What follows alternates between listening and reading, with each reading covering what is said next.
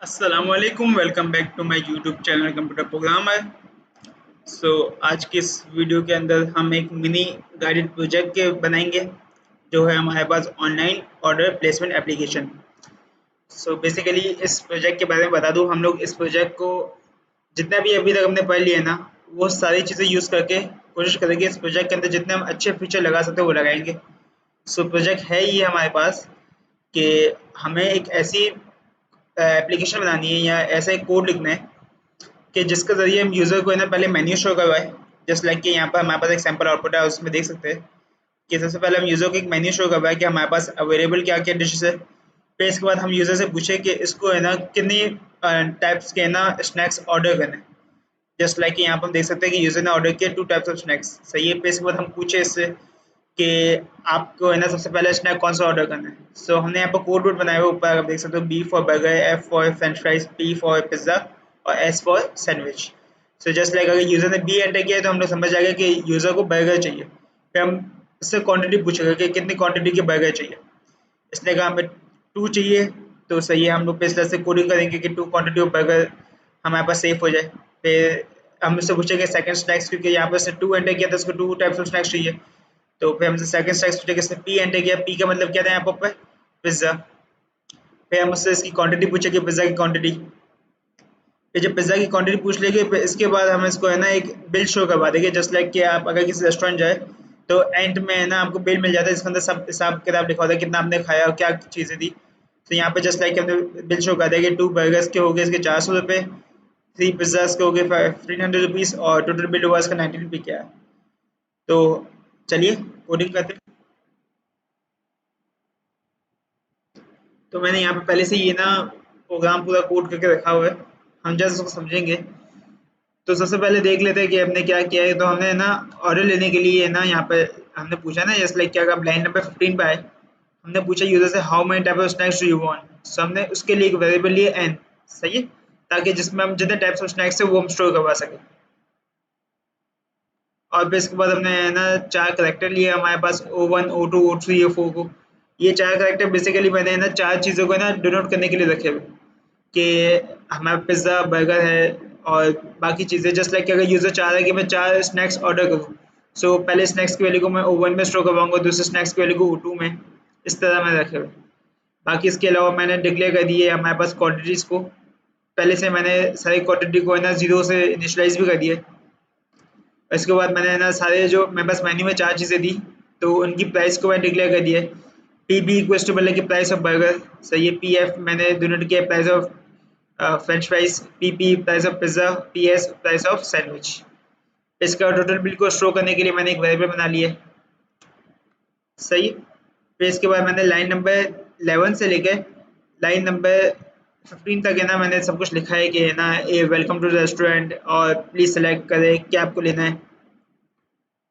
देखते हैं हमारे पास आउटपुट कैसा आ रहा है। पहले लाइन नंबर 15 तक का आउटपुट देखते हैं किस तरह आ रहा है।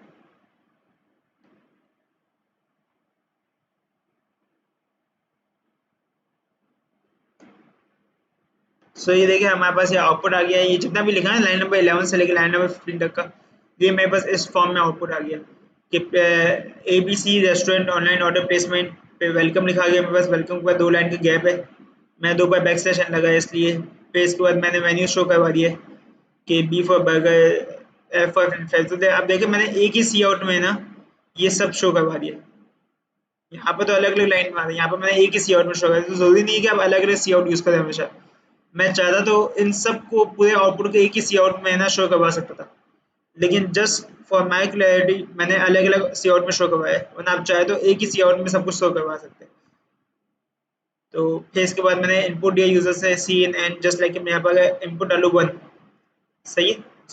अब मैं से पूछा एंटर द फर्स्ट फूड, ये हम आगे देखते हैं।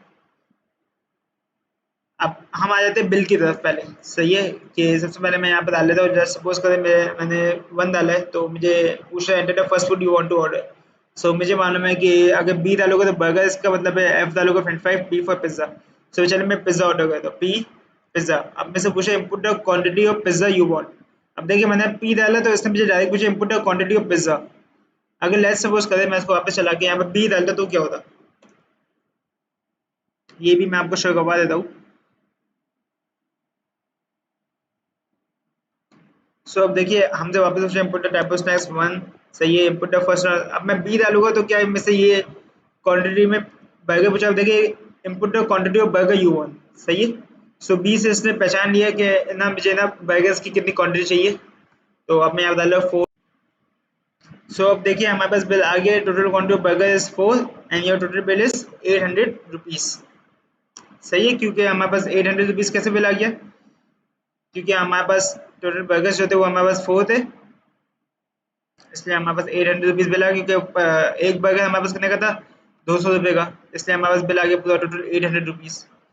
सो अब देखते हैं हमने बिल कैसे कैलकुलेट किया। तो जस्ट लाइक मैंने यहाँ पे एक वेरिएबल डोनेट कर दिया। अब ये जो इफ एल्स इफ की कंडीशन है ना, इसको हम बाद में समझेंगे, पहले हम आ जाते हैं लाइन नंबर 250 पे, सही है। तो टोटल बिल मैंने इसलिए कैलकुलेट किया कि जितनी प्राइस थी जो मैं पहले से यहाँ पे बताई थी कि जस्ट लाइक कि मेरे पास पीपी जो है वो प्राइस ऑफ पिज्ज़ा है। सो पहले से बता दिया था कि प्राइस ऑफ पिज्ज़ा की 500 रुपीज़, और क्वांटिटी मैंने यहाँ पे इफ एल्स इफ की कंडीशन के अंदर यूजर से इनपुट ले लिया, सही है। ये जितनी भी क्वांटिटी है, जस्ट लाइक कि आप ये वाली क्वांटिटी चेक कर लें, यहाँ ये क्वांटिटी, ये सब मैंने यूजर से है ना इफ एल्स इफ की कंडीशन के अंदर इनपुट ले ली, और फिर मल्टीप्लाई करा दिया इसकी प्राइस से।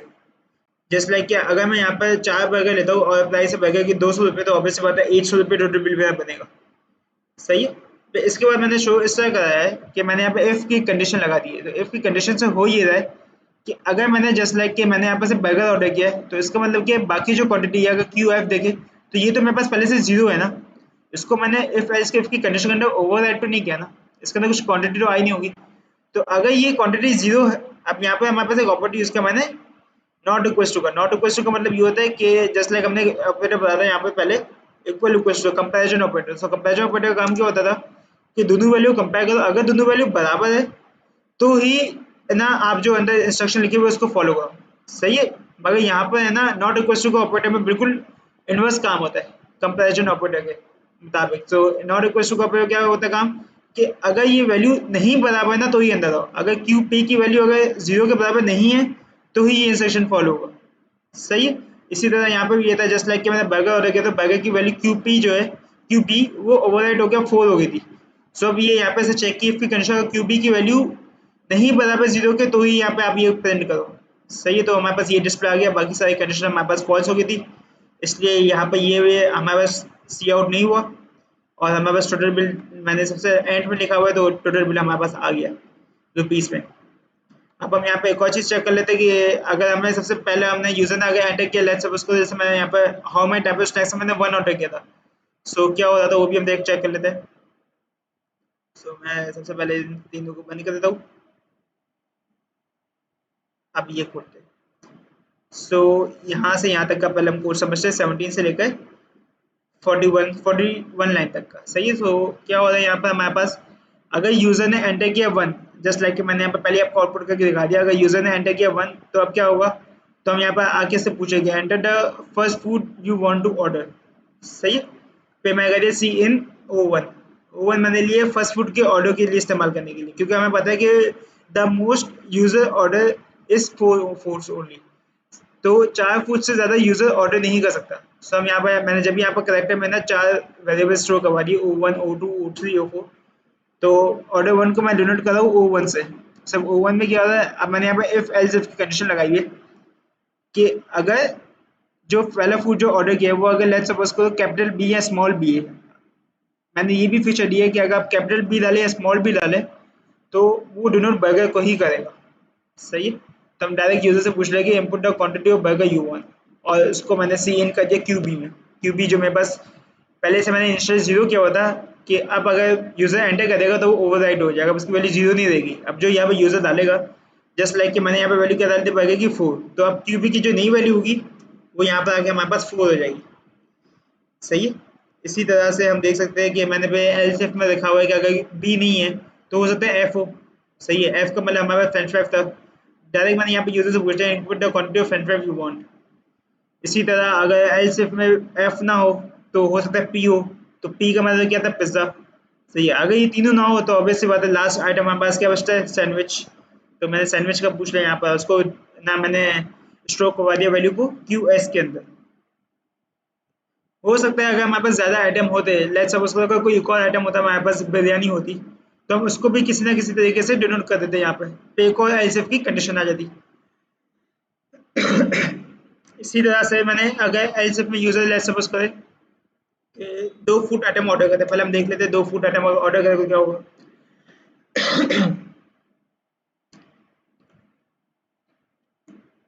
हम साथ साथ बल्कि पहले कोड देख लेते हैं। कोड में हमने क्या किया है, हमने जिस तरह से फर्स्ट फूड आइटम के लिए किया था ना ओवन, मैंने एग्जैक्टली वही यहाँ पर कॉपी पेस्ट कर दिया कि यहाँ तक कोड वही सेम है जो हमारे पास इफ n इक्वल्स टू 1 की कंडीशन के अंदर था। तो यहाँ पर अगर आप देखें तो हमने वही किया कि enter the first food you order, सही है। हमने यूजर से पूछ लिया पहले पे ओवन के अंदर स्टोर करवा दिया, फिर चेक कर लिया कि अगर ओवन की वैल्यू अगर बी है तो मतलब बर्गर ऑर्डर करे यूजर, ओवन की वैल्यू एफ है तो इसलिए pizza order French fry order कर रहा है। इस तरह से हमने स्टोर करवा दिया फिर वेरिएबल्स के अंदर। अब सेकंड के अंदर भी मैंने यही काम किया, सही है। मैंने क्या किया, सबसे पहले पूछ लिया input the second snack you want to order, फिर मैंने इसको स्टोर करवा दिया O2 के अंदर, सही है।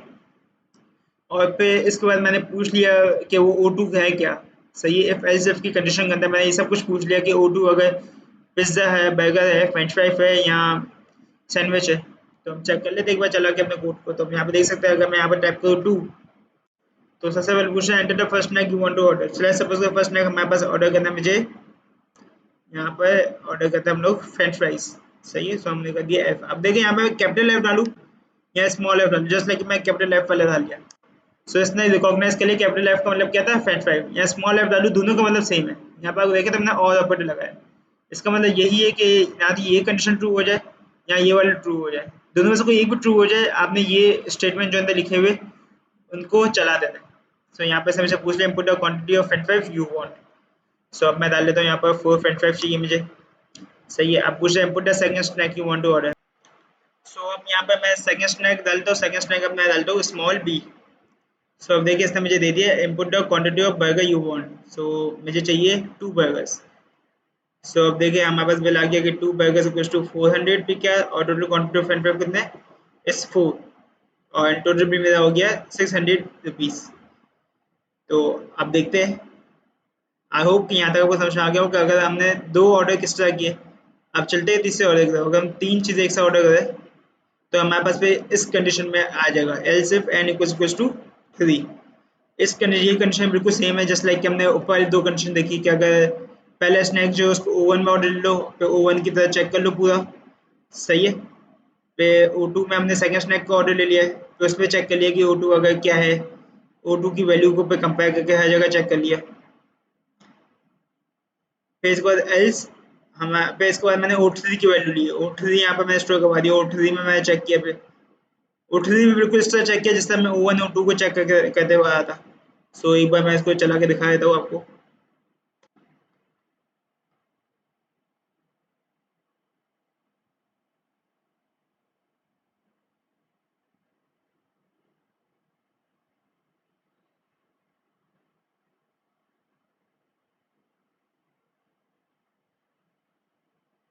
यहाँ पर मैं टाइप करता हूँ 3 स्नैक्स चाहिए, जैसे मुझे फर्स्ट स्नैक पूछा, मैं लेट्स सपोज को फर्स्ट स्नैक मुझे चाहिए यहाँ पर पिज़्ज़ा, 2 क्वांटिटी ऑफ पिज़्ज़ा चाहिए मुझे। सेकंड स्नैक है मेरे पास बर्गर, 2 क्वांटिटी ऑफ बर्गर चाहिए मुझे। थर्ड स्नैक में ले लेते हैं यहाँ पर सैंडविच, और सैंडविच चाहिए मुझे 4। सो अब देखिए मेरे पास बिल आ गया कि 2 पिज़्ज़ा वैल्यू इज़ 100 रुपये, क्या है 4 सैंडविच वैल्यू आ गई मेरे पास। लेकिन मेरे पास एक चीज़ नहीं है अभी तक। हमने क्या क्या ऑर्डर किया था, पिज़्ज़ा ऑर्डर किया था, सैंडविच ऑर्डर किया था और सैंडविच ऑर्डर किया था। Okay okay okay. सो मैं 2 बार सैंडविच ऑर्डर कर दिए, लेकिन यहाँ पर बर्गर की वैल्यू स्टोर नहीं हुई। सो हम देख लेते हैं क्यों स्टोर नहीं हुई है। यहाँ पर हमारे पास मिस्टेक, अब देखिए हमारे पास अगर देखें यहाँ पे एरर आ रहा है, यहाँ पे input the second snacks you want to order. तो मैं देखा ना, मैंने बी एंटर किया हुआ है, मगर इसने मुझसे पूछा क्वांटिटी ऑफ सैंडविच, मतलब कि सेकंड स्नैक में कुछ गड़बड़ है ऐसे कोई कंडीशन का था। तो हम सेकंड स्नैक में आएंगे, यहाँ पर हमने एंटर बी किया था, तो बी में उसने हमसे पूछा, यहाँ पे भी हमने सेम मिस्टेक की हुई है कि हमने 21 लिखा हुआ है। यहाँ पर आएगा हमारे पास O2।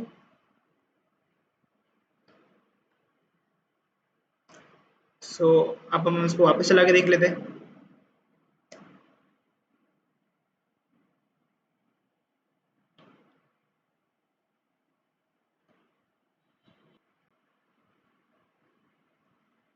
यहाँ पर देखिए मैंने अब यहाँ पर ऑर्डर कर दिया, सेकंड क्वांटिटी मैंने ली है यहाँ पर हमारे पास बर्गर, और मैंने इनपुट और क्वांटिटी बर्गर में 3 इनपुट किया है। इसका मैंने सैंडविच लिया है, सैंडविच मैंने 4 इनपुट किया है। सो अब देखिए मेरे पास बिल आ गया कि 2 पिज़्ज़ाज़ वैल्यूज 1000 पे क्या है, 3 बर्गर्स वैल्यू 600 पे क्या है और 4 सैंडविच 600 पे क्या है, और मेरे पास बिल आ गया टोटल 2200 रुपीज़। सो अब हमारे पास लास्ट केस क्या था कि यूज़र इनपुट कर सकता है कितने टाइप्स की स्नैक्स मांग सकता है यूज़र, 4। तो मैंने जो जब मोस्ट केस था उसको एल्स का डाल लिया। सही है। अगर यहाँ पे मेरे पास कोई और भी क्वांटिटी ऑफ मेरे पास अगर मेन्यू के अंदर और भी चीज़ें होती तो मैं इतनी ज़्यादा पे एल्स की कंडीशन बनाता, लेकिन मुझे मालूम है the most user can order is only 4 food items, तो इसलिए मैंने सिर्फ इसको एल्स कंडीशन के अंदर डाल दिया। अब एल्स कंडीशन के अंदर भी हमने ये किया, सबसे पहले इसके फर्स्ट स्नैक पूछा, उसको ओवन में सेव करवा दिया। फिर सेकंड स्नैक पूछा, उसको O2 में सेव करवा दिया। थर्ड स्नैक को O3 में। फिर O4 के अंदर हमने यही किया जिस तरह हमने ऊपर कहते हुए है कि O4 के अंदर 4 स्नैक को स्टोर करवा दिया, और फिर इस क्लास से उससे पूछ लिया कि इसको कितना क्या है 4 स्नैक इसका क्या है। अगर बर्गर है तो B, अगर इसने इनपुट किया यूज़र ने सो क्वांटिटी ऑफ बर्गर ले लो, अगर F इनपुट किया तो फ्रेंच फ्राइज ले लो। फिर यहाँ पर मैं चला के दिखाया था आपको लास्ट कंडीशन, हमारे पास अगर 4 स्नैक ऑर्डर होते तो कैसे आउटपुट आता है।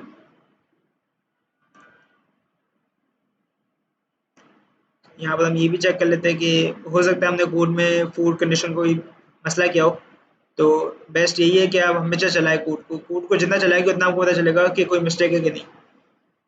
तो how many types of snack do you want to order? I want to order 4 snacks. So enter the first snacks you want to order. So मैंने फर्स्ट स्नैक लिया तो मैं french fries, input the quantity french fries 4। इसके बाद मुझे input the second snack burger 4, then pizza 4, then sandwich 4। So अब देखिए मेरे पास आउटपुट आ गया, इसने हर पहले मुझे ना आइटम के हिसाब से बता दिया कि कितने में वैल्यू हुई है। सही है।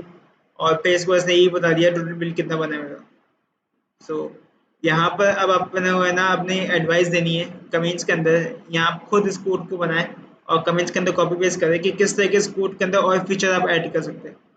जस्ट लाइक कि अगर यहाँ पर मैं बताऊँ तो यहाँ पर क्वांटिटी वाइज मुझे इतना पता चला कि 4 पिज़्ज़ा मैंने ऑर्डर किए, पर पिज़्ज़ा की प्राइस मुझे पता नहीं चली कितनी है, तो अब वो वाला एक फीचर ऐड कर सकते हैं। और एक फीचर ये भी ऐड कर सकते हैं जस्ट लाइक कि अगर मैं एक बार बर्गर ऑर्डर कर चुका हूँ तो सेकंड बार में से ना बर्गर ऑर्डर नहीं हो, जस्ट लाइक कि मैं दिखाया था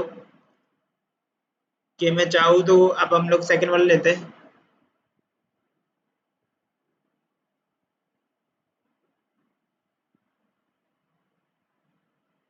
जैसे यहाँ अगर मैं फर्स्ट ऑर्डर में बर्गर ले लिया मैंने 5, सही है, तो सेकंड ऑर्डर में मैं वापस बर्गर ले सकता हूँ।